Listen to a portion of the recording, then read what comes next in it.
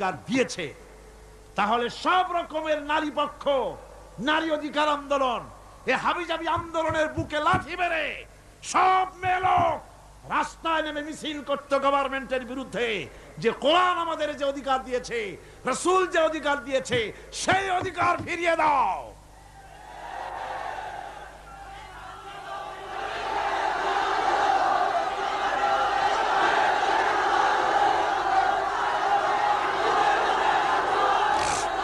আমার বন্ধুগণ, রাসূলুল্লাহ বলেছেন, ভালো করে শুনেন, রাসূলুল্লাহ বলেছেন মেয়েদেরকে গালি দিও না। অনেক লোক আছে মেয়েদেরকে গালি দেয়, কন্যাকে গালি দেয়। হুজুর বলেছেন মেয়েদের গালি দিও না, কারণ আমি মুহাম্মদ সাল্লাল্লাহু আলাইহি ওয়াসাল্লাম মেয়েদের পিতা, আমি মেয়েদের পিতা। সুবহানাল্লাহ, সুবহানাল্লাহ। ভাইরা, হুজুরের বেঁচে ছিল কারা, ছেলেরা না মেয়েরা? কোন আপনারা কারা বেঁচে ছিল? সব ছেলেরা মারা গেছিলেন, ঠিক না? একটা হাদিস আপনি আমাকে দেখাতে পারবেন না, এমন একটা হাদিস নাই ছেলেরা মরে যাওয়ার পর হুজুর দুঃখ করে একদিন মুনাজাত করেছেন, আল্লাহ সব ছেলেগুলো নিয়ে গেলা, আমার একটা ছেলে দাও। একটা হাদিস নাই, একদিনের জন্য রাসূলুল্লাহ দোয়া করেন নাই। মেয়েতেই সন্তুষ্ট ছিল। মেয়ের কথা হুজুর বলেছেন, মেয়ের কথা বলেছেন, যখন তোমরা বাইরে যাবা, বিদেশে যাবা, বাজারে যাবা, কিছু না কিছু উপহার নিয়ে আসবা বাড়ি, আর উপহার এনে আগে দেবা মেয়েকে। সুবহানাল্লাহ কর। আগে কারে? মেয়েকে। সেই মেয়েরা আজ সমাজের সবচাইতে বেশি অবহেলিত, ঠিক কিনা কর? মেয়েটা একটু বড় হলেই আর একটা ছেলে যখন জন্মগ্রহণ করে, তখন এই ছেলেটারে কোলে নিতে নিতে ওর কাম সারা হয়ে যায়। তারপর বাড়িতে ভালো রান্না বান্না হলে ছেলের কিসমতে মুরগির কলজা, মুরগির ভালো ভালো অংশ, মাছের মাথা, সব ছেলের, মেয়ের কিসমতে হয় না। কথা ঠিক কিনা? ঠিক কিনা? এরপরে যদি রোগ হয়, মেয়ের অসুখ হয়েছে, ধৈর্য ধরতে তাকে নসিহত করা হয়, আর ছেলের অসুখ হওয়ার সাথে সাথে ডাক্তার 15টা বাড়িতে চলে আসে, ঠিক কিনা? এই বৈষম্য ইসলাম করেনি, আপনারা করেছেন, সমাজ করেছে। এই বৈষম্য ইসলাম করেনি। আমার বন্ধুগণ, মেয়েদের মর্যাদা কত বেশি, আল্লাহ রাসূল কত মর্যাদা দিয়েছেন নারীকে, মেয়েদেরকে কত মর্যাদা দিলেন। এই মেয়ে, তার কিসমতে বাড়িতে এই অবস্থা হলো। তারপরে যখন বড় হলো, বিবাহ দেওয়ার সময় বাপে করলো কি? বাপ বিবাহের সময় মেয়েকে একটা পালঙ্ক দিল, সোফা সেট দিল, কাপড় চোপড় দিল, সোনা দানা দিল, বাস বাসানির মতো একটা আসসালামু আলাইকুম দিয়ে দিল, যাও। জমির ভাগ দিল না, বাড়ির ভাগ দিল না, ব্যবসার ভাগ দিল না, জমি বাড়ি টাকা পয়সা সবকিছু ছেলেদের নামে লিখে দিল। মেয়েটাকে জনমের মতো ব্যবসার টাকা দিয়া, বাড়ি দিয়া বঞ্চিত করে দিল, ঠিক কিনা কর? ঠিক কিনা? এরপরে হাজী শাহ মক্কা শরীফ গেছে, মায়ের ঠগাইছে, জন্মের ঠগান। মক্কা শরীফ থেকে হজ করে আইসা 15 হাত লম্বা জামা একটা গায়ে দিয়ে আসছে। এরপরে মক্কা শরীফের জায়নামাজের উপরে সেজদা দিয়া মুনাজাত করে কয়, আল্লাহ আমি যেন দোজখে না যাই, আমারে বেহেশত দিও। ফেরেশতারা কয়, পাজি তুই মর আগে জন্মের বেহেশত করে খাওয়াই দেব। মেয়েরে ঠকাইছিস, বোনেরে ঠকাইছিস, ফুপুকে ঠকাইছিস, বেহেশত এত সোজা তোর মামু বাড়ি? মেয়েকে ঠকানো যাবে না। ছেলের যে অধিকার আছে, মেয়েরও সে অধিকার আছে। এই অধিকারের কথা কোরআনে বলা আছে, নাই? চিল্লায় বলেন নাই? আছে। মেয়ের অধিকার আদায় করেন, আপনার ধানি জমি থেকে তার অংশ দিবেন, আপনার বাড়ির জমিন থেকে অংশ দিবেন, আপনার ব্যবসার টাকার অংশ দিবেন। ছেলেও আপনার, মেয়েও আপনার। আপনার নামাজ, রোজা, হজ, যাকাত, তাহাজ্জুদ কাজে লাগবে না যদি মেয়েকে ঠকান। ইসলাম নারীকে অধিকার দিয়েছে। এই মেয়ে কদিন পরে আর একজনের বউ হয়ে গেল। বিবাহের সময় দেখেন অধিকার কার বেশি? সুবহানাল্লাহ কর। আমি বলি সারা পৃথিবীর সমস্ত মানুষ যদি তাদের কলিজাটা ছিঁড়া রাসূলুল্লাহর পায়ের উপরে দিয়ে দিত, রাসূলুল্লাহ ঋণ শোধ হতো না। এ পৃথিবীর মানুষের অধিকার তিনি দিচ্ছেন। নারীর কোনো সম্মান নাই। যেই যুগে মেয়ে হয়েছে, শোনা মাত্র গলাটা টিপে মেরে ফেলাই দিত। আল্লাহ কোরআন শরীফে বলছেন, বিআইয়ি যামবিন কুতিলাত, কোন অপরাধে মেয়েগুলির মেরে ফেলতেছ? অপরাধটা করছি, এই মেয়ে মেরে ফেলতেছে। ওই যে হাদিস শরীফে একটা লোক গিয়ে কাঁদতেছিল মুসলমান হওয়ার পরও। হুজুর কয় কান্দো কেন? কই যে আমার গুনাহ কি মাফ হয়েছে? হুজুর বলেন হ্যাঁ মাফ হয়ে গেছে, কলেমা পড়ছো মাফ হয়ে গেছে। কয় যে হুজুর আমি তো মারাত্মক গুনাহ করছি। বলে কি? বলে আমার একটা মেয়ে, সেই মেয়েটাকে নিয়ে আমি, ঘটনা লম্বা, আমি সংক্ষেপে বলতেছি, মেয়েটাকে ফাঁকি দিয়া তারে আমি মারবো, বুঝতে দেই নাই আমার বউরে। বললাম চলো বেড়াইতে যাই। মেয়েটা আমার সাথে সাজায় দিয়েছে তার মা, বেড়াতে নিয়ে যাবো এই কথা মনে করে। মেয়েটা কদ্দূর যায়, আবার আব্বা আব্বা বলে আমার দিকে ফিরে আসে, আবার পিছনে থাকে, আবার আব্বা আব্বা বলে জড়ায় ধরে। এইভাবে করতে করতে যখন নির্জন এলাকায় গেলাম, আমি পাহাড়ের পাশে গর্ত খোঁড়া আরম্ভ করলাম। গর্ত খুঁজি আর মাটি ছিটে এসে আমার দাড়িতে লাগে। বাচ্চা মেয়েটা আমার কাছে এসে দাড়ি দিয়ে ধুল ঝাড়ায় দেয়, কয় আব্বা তোমার দাড়িতে ধুল লাগতেছে, তুমি এই কষ্ট করতেছো কেন? মেয়ে তো বোঝে না যে আমি তার জন্য কবর খুঁজতেছি। কবরটা খোঁড়া হয়ে যাওয়ার পর মেয়েটারে বান্ধা শুরু করলাম। মেয়ে এখন কাঁদতেছে, বাবা আমার বান্ধো কেন? আমি তারে বাঁধা জোরে ওর মধ্যে নিক্ষেপ করে দিলাম। মেয়েটা গর্তের মধ্যে বসে চিৎকার করে বলছে, আব্বা তুমি আমারে বাঁচতে দাও, আমি তোমারে বাপ বলে সমাজে হেয় করব না, আমি ভিক্ষা করে খাবো, আমারে বাইরো না। লোকটি বলছি, ইয়া রাসূলুল্লাহ, আমার মনে দরদ আসলো না। আমি একটা পাথর উঁচু করে আমার মেয়ের বুক লক্ষ্য করে জোরে মেরে দিলাম। বুকটা ফেটে রক্ত ফিনকি দিয়ে উঠলো, আর মেয়ের বুক থেকে আওয়াজ বেরোলো, আব্বা। আমার কানে যেন এখনো সেই আওয়াজ বাজে। হাদিস শরীফে এসেছে, হুজুরের চোখের পানি দাড়ি ভিজে ভিজে জামার উপরে পড়তেছিল। হুজুর বললেন, আহারে, মানুষও পারে এইরকম কাম করতে।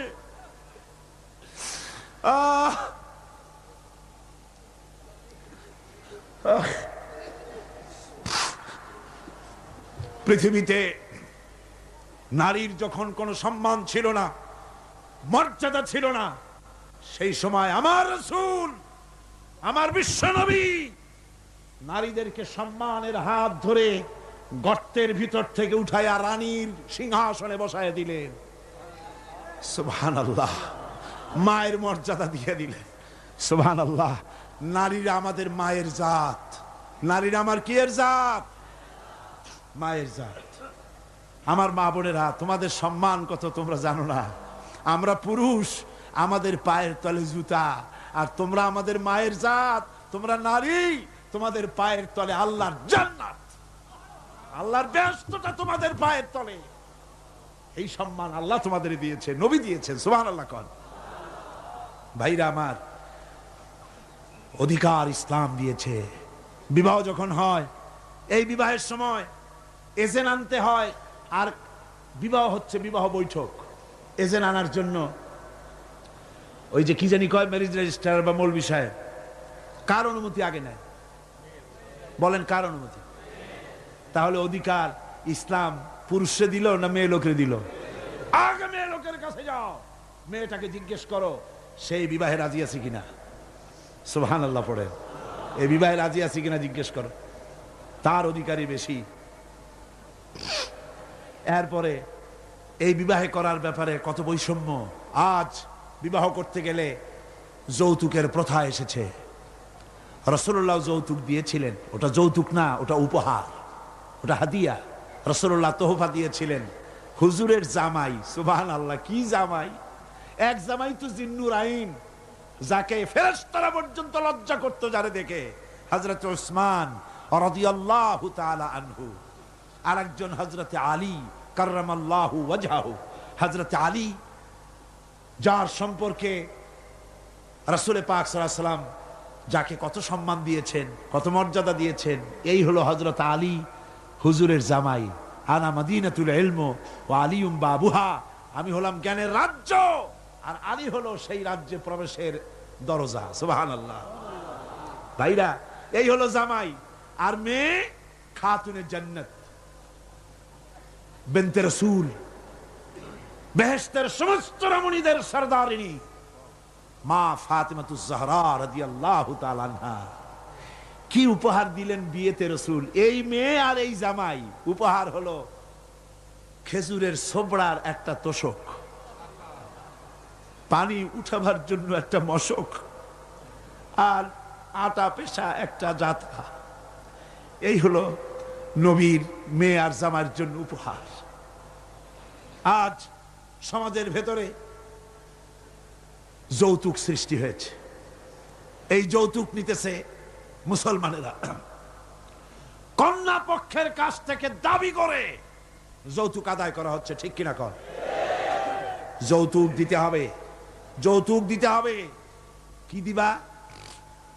পাজেরো জিপ, লেটেস্ট মডেল, 10 লক্ষ টাকার ক্যাশ, গুলশানে অফিস, মঙ্গল গ্রহে বাড়ি। মানে মেয়ে জন্ম দিয়া বাপ এমন বিপদে পড়েছে যেন তওবা করা দরকার, আল্লাহ আমারে মাইয়ে দিও না। ঠিক কিনা কর? সমাজের অভিশাপ, হারাম। আপনি মেয়ে বিয়ে দেওয়ার সময়, ছেলে বিয়ে দেওয়ার সময় কন্যা পক্ষের কাছ থেকে ডিমান্ড করতে পারবেন না। যদি বর কন্যা পক্ষ ইচ্ছে করে কিছু দেয়, দেওয়া সুন্নত, নেওয়াও সুন্নত, কিন্তু দাবি করতে পারবেন না। দাবি করে যদি নেন, শুকরের মাংস খাওয়া কি? বলেন না কি? কুত্তার পায়খানা খাওয়া কি? আর যারা জবাব দিলেন না তাদের জন্য কি মোবা? কুত্তার পায়খানা খাওয়া কি? সুতরাং মেয়ে বিয়ে, ছেলে বিয়ে দেওয়ার সময় কন্যা পক্ষের কাছ থেকে যৌতুক আদায়ের নামে দাবি করে কোনো কিছু শুয়ারের মাংসের মতো, কুত্তার পায়খানার মতো এসব জিনিস আপনারা কি দাবি করে আদায় করবেন? আমি আজকে দেখতে চাই যে সব পিতারা মাহফিলে এসেছেন, ছেলের বিয়ে আজও দেন নাই, সেই সব পিতারা কোরআনের মাহফিলে হাত তুলে শপথ করেন কুত্তার পায়খানা খাবেন না, শুয়ারের মাংস খাবেন না। হাত উঁচু করে। ওই ছেলেরা, তুমি বাপ হইছো কবে? হাত নামাও। ছেলেরা না, শুধু পিতারা, ছেলের বাপেরা হাত উঁচু করো, আমি দেখবো। তা হোক, ছেলের বাপেরা হাত উঁচু করো, আমি দেখবো। আলহামদুলিল্লাহ। হাত নামান, কন আলহামদুলিল্লাহ। আরো জোরে কন আলহামদুলিল্লাহ। এবার তোমরা যারা হাত উঠাতে গিয়ে বেকুব হইছো, এইবার তোমরা জওয়ানেরা, তরুণেরা, ছাত্ররা, যুবকেরা, তোমরাও তো বিবাহ করবা, যারা বিবাহ করো নাই। বিয়ে করার সময় তোমার এই চিন্তা করা দরকার, টেলিভিশন, গাড়ি, ক্যাশ, সবকিছুর চাইতে বেশি মূল্যবান তোমার স্ত্রী। ঠিক কিনা? ঠিক কিনা? সেই স্ত্রী হবে তোমার কাছে বেশি মূল্যবান। দাবি করে কিছু নিতে পারবা না। যদি শ্বশুর একটা ঘড়ি দেয়, চুমা খাইয়া হাতে লাগায় নিয়ে আসবা। যদি একজোড়া জুতা দেয়, 14 গোষ্ঠীর কপাল মনে করে নিয়ে আসবা। শেরওয়ানে দিল, আলহামদুলিল্লাহ বলে গায়ে দিয়ে নিয়ে আসবা। তোমার তো তৃপ্তি হওয়া উচিত।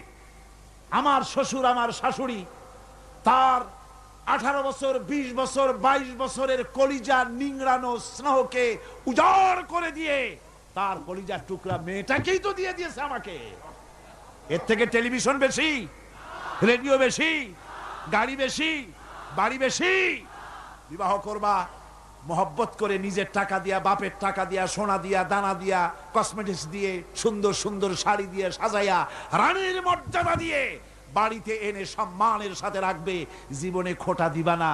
বলি বড় দুঃখে, এই জন্য বলি, আমার দেশে একটা যৌতুকের ঘড়ির জন্য, একটা যৌতুকের রেডিওর জন্য, 100 টাকার জন্য আমার দেশে স্বামীরা স্ত্রীকে গলা টিপে হত্যা করেছে। এরা মানুষ না জানোয়ার। সুতরাং যুবকেরা, বীর চট্টলার, বীর মুজাহিদ, তরুণ যুবক, তোমরা যারা বিয়ে করনি, ওয়াদা করো যৌতুক ছাড়াই বিবাহ করবে। কারা হাত উঁচু করে দেখাও।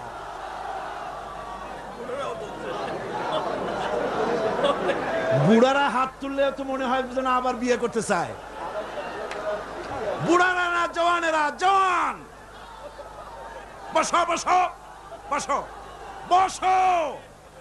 আলহামদুলিল্লাহ, জোরে কোন আলহামদুলিল্লাহ, আরো জোরে কোন আলহামদুলিল্লাহ।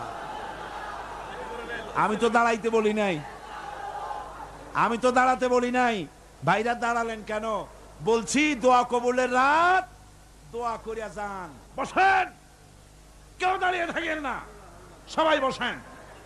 আর জোরে সরে একটুখানি দরুদ শরীফ পড়েন। সালাতুনিয়া রাসূলুল্লাহ আলাইকুম, সালামুনিয়া হাবিবাল্লাহ আলাইকুম। মোহব্বত দিয়ে কোন সালাতুনিয়া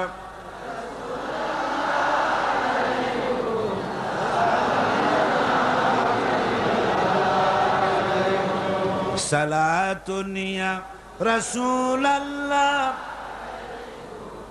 সালামুনিয়া হাবিবাল্লাহ আলাইকুম। ভাইরা আমার, আমি খুব খুশি হয়েছি, আল্লাহ খুশি হয়েছে। কোন আলহামদুলিল্লাহ। আজকের মাহফিল সার্থক। আপনারা বিশ্বাস করেন আগামী জাতীয় নির্বাচনে যে পার্লামেন্ট তৈরি হবে, সেই পার্লামেন্ট যদি কোরআনের পার্লামেন্ট হয়, তাহলে যৌতুক বিরোধী বিল পাশ করে যৌতুক প্রথার উপরে ঝাঁটা মেরে বঙ্গোপসাগরে আমরা নিক্ষেপ করব ইনশাআল্লাহ।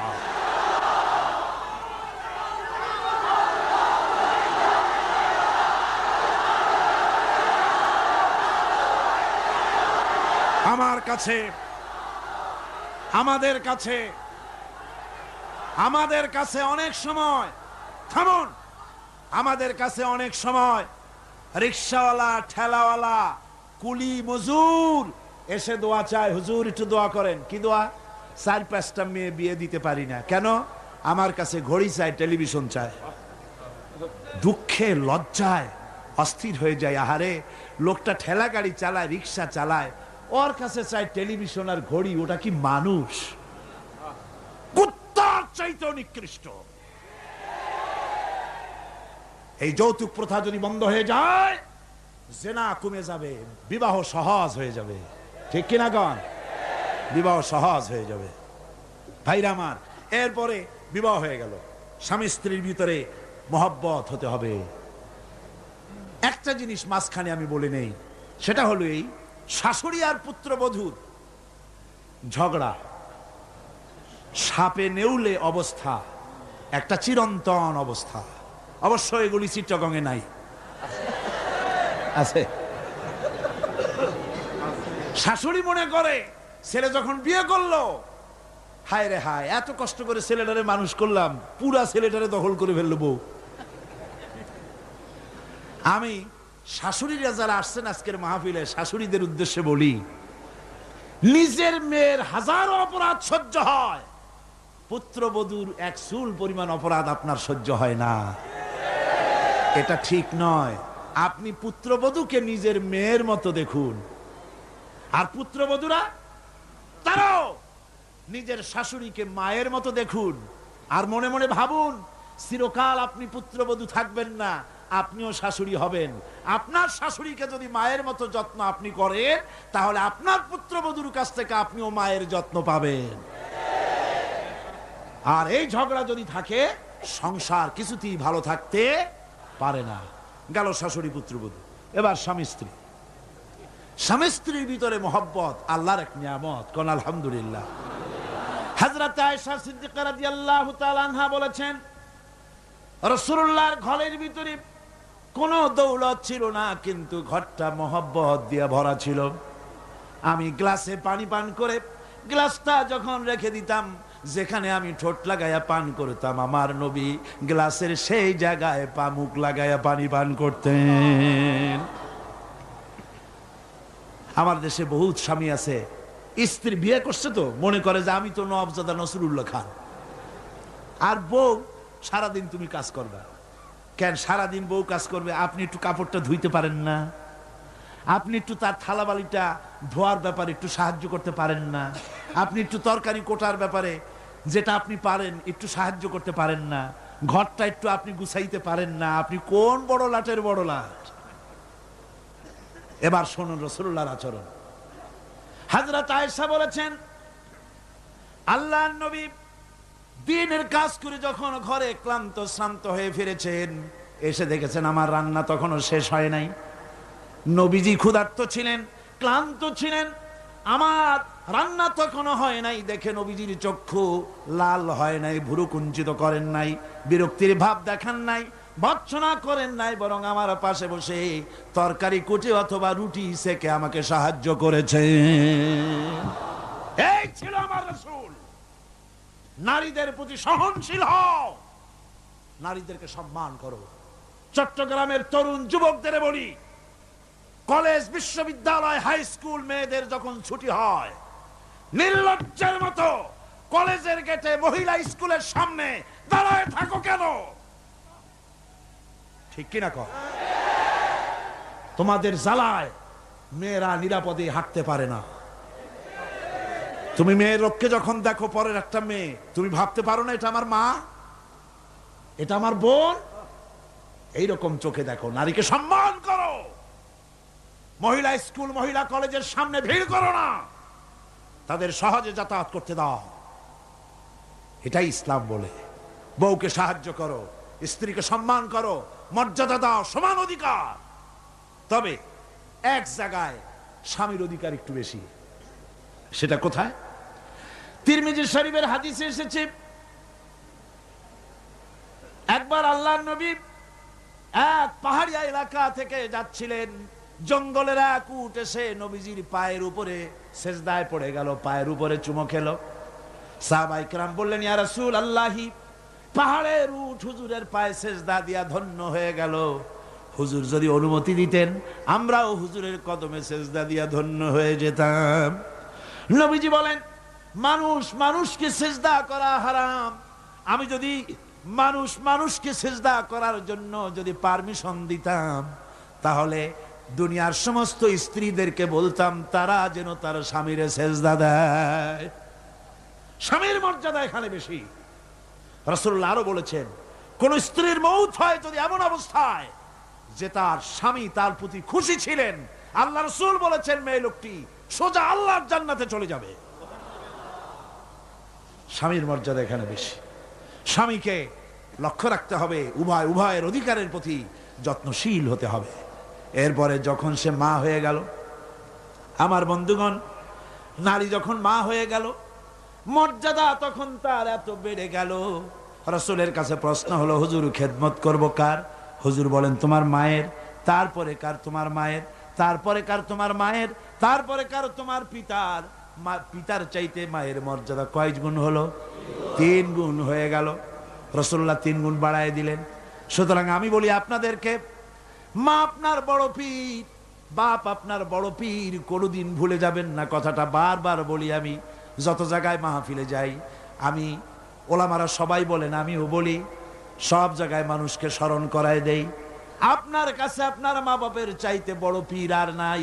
কারণ পীর সাহেবের দোয়া যতই আপনি ওলিয়ে কামেল বলেন, যতই হুজুর কেবলা বলেন, তার দোয়া কবুল আপনার জন্য হতেও পারে, নাও হতে পারে। 50-50 কথা ঠিক কিনা কন?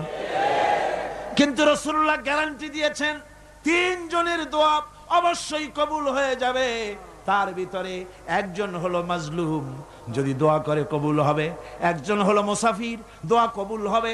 আর একজন হলো মা বাপ, যদি দোয়া করে আল্লাহর দরবারে, আল্লাহ রাব্বুল আলামিন অবশ্যই দোয়া মঞ্জুর করে নেবেন। মা বাপের কাছে দোয়া চাও। ভাইরা, মনে কিছু করবেন না। আপনি আপনার হুজুর কেবলারে দাওয়াত করিয়া বিরিয়ানি খাওয়াবেন, খুশি করতে পারবেন না, যেহেতু এর আগে উনি আর এক জায়গা দিয়া 4-5 পদের বিরিয়ানি খাইয়ে আসছে। আপনি হুজুরের 5,000 টাকা দিয়ে খুশি করতে পারবেন না, যেহেতু হুজুর আর এক বড় লোকের কাছ থেকে 50,000 টাকা হাদিয়া পাইছে। আপনি একটা শাল দিয়া হুজুরকে খুশি করতে পারবেন না, যেহেতু অনেক দামি শাল হুজুরকে আর একজনে হাদিয়া দিয়েছে। ঠিক কিনা? কিন্তু আপনি যদি আপনার মা কি এই বেদানার দিনে বাজারে বাজারে পথে ঘাটে বেদানা পাওয়া যায়, আঙ্গুর পাওয়া যায়, ভালো ভালো ফল পাওয়া যায়, এগুলো কিনে নিয়ে মায়ের কাছে বসে বেদানা খুঁড়ে, মা কথা বলতে পারে না, বুড়ি হয়ে গেছে, মায়ের কাছে বসে মায়ের মুখে যদি তুলে দেন, আল্লাহর আরশ খুশি হয়ে যাবে, দোয়া মঞ্জুর হয়ে যাবে। হযরত বাইজিদ বুস্তামি ওই ঘটনা কে না জানে, রাতের আধারে পানির জন্য চাইলেন, ছেলে পানি পাইল না, ছোট্ট মানুষ পানি আনতে কোথায় চলে গেল, এসে দেখে মা ঘুমানো, পানি নিয়ে দাঁড়ানো, রাত চলে গেছে, ফজরের পর দেখে ছেলে কাঁপে, হাতে পানি, বাবা তুমি কাঁপো কেন? গ্লাস নিয়ে বলল, মা গভীর রাত্রে পানি চেয়েছিলেন, দিতে পারি নাই, বহু দূর থেকে পানি এনে দেখি ঘুমায় গেছো, তা তুমি ঘুমাও নাই কেন? ঘুমাইলাম না মা, আবার যদি পানি চান সময় মতো যদি দিতে না পারি আপনার কষ্ট হবে, সেই জন্য পানি নিয়ে আমি দাঁড়ায় আছি।